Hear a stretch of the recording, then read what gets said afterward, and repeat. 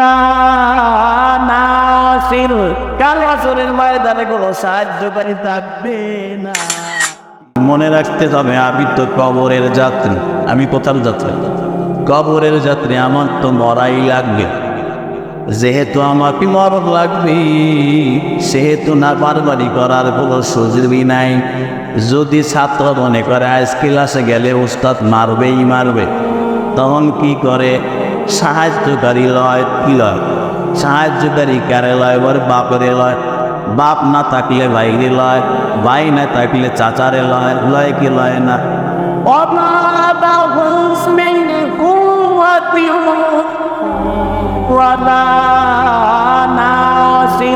কাল হাসরের ময়দানে কোনো সাহায্যকারী থাকবে না।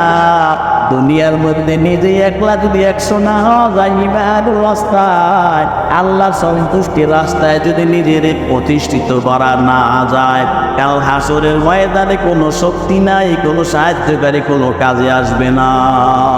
আসবে? তাহলে আপনার বিবেক কোন জায়গায় আছে যে আপনি বিশ্বাস করতে পারেন নাই এখনো যে আল্লাহ মারবে কি মারবে না? আপনার জন্য যে পানিশমেন্ট আছে, পানিশমেন্ট, শাস্তি, যদি পানিশমেন্ট বোঝার পরেও যে ব্যক্তি গুনাহ করে, ব্যক্তি মূলত আসলে জ্ঞানী না, এর ব্রেন বসা। আপনি যদি মনে মনে ভাবেন আমি পাগল, আমার কোন হিসাব হবে না, সেটা কি গ্রহণযোগ্য হবে?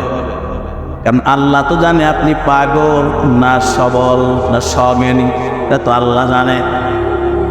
সুতরাং ভাই দুষ্ট আমার, যাদের এখনো বয়স হয়ে গেছে, এখনো নাবালক না, কেউ ফিটার এখনো কান্না, কেউ যদি মনে করেন বয়স হয়েছে, যাক মানুষ কি বোঝানোর জন্য মাঝে মধ্যে ফিটার গায়, মানুষ বলবে না এখনো বয়স হয় না ফিটার খায়, তাহলে কি ঠিক হবে? এজন্য আপনাদের পায়ে হাত দিয়ে বলতে চাই, ও আমার যুবক ভাই, মাওলার সাথে মেলার চেষ্টা করো। দুনিয়ার মধ্যে বন্ধু, দুনিয়ার মধ্যে আশিক মাশরুকের সঙ্গে মেলার জন্য কত রকমের প্রস্তুতি আছে না নাই? প্রেমিক প্রেমিকার সঙ্গে মেলার জন্য কত আয়োজন, কত প্রস্তুতি আছে। বাদশাহ অনুষ্ঠানে নিজেকে প্রদর্শন করার জন্য কত আয়োজন। আমার মাওলা বলে যত আয়োজনই করু, আমি আল্লাহর দরবারে প্রস্তুতি নেওয়ার আয়োজনের তুলনায় দুনিয়ার আয়োজন সামান্য অবন্য। এজন্য আখিরাতের জন্য প্রস্তুতি গ্রহণ করবেন। কেন?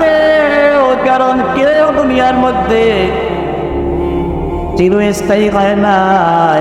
আমির বলেন, ওমারা বলেন, নবাব বলেন, সেনাপতি বলেন, যত লয় লস্কর যা কিছু বলেন না কেন, নিচ থেকে উপর পর্যন্ত সকলকে আল্লাহর শব্দকে ধরা দিতে হয়েছে।